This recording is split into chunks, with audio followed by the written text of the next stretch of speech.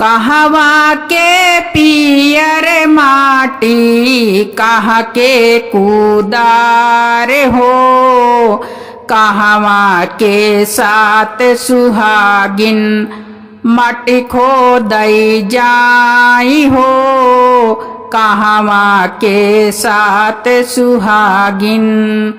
गंगा के पियर माटी सोने कई कुदार हो, मिथिला के साथ सुहागिन माटी खोदई जाई हो, मिथिला के साथ सुहागिन।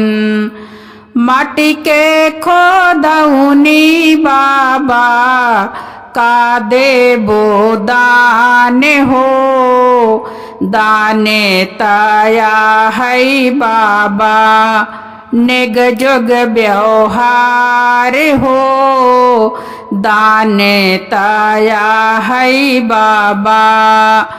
तोहरा के देबई बेटी डलरी भर सोनवा हो, दुल्हे के देबई बेटी चढ़ाई खातिर घोड़वा हो, दुल्हे के देबई बेटी। माटी के खोदौनी अम्मा का देबू दान हो, दाने ताया है अम्मा नेग जोग व्यवहार हो, दाने ताया है अम्मा। तोहरा के देबई बेटी शुभ शुभ आशीषवा हो, घरवा दुआर सजल राहई से नूरवा हो, घरवा दुआर सजल।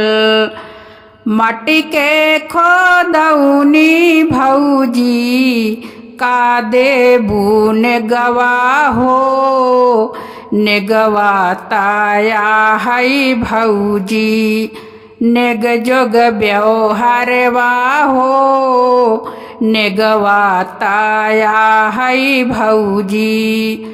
तोहरा के देबई ननदी डलरी भर सोनवा हो, दुल्हे के देबई ननदी चढ़ाई खातिर घोड़वा हो, दुल्हे के देबई ननदी चढ़ाई खातिर घोड़वा हो, दुल्हे के देबई ननदी।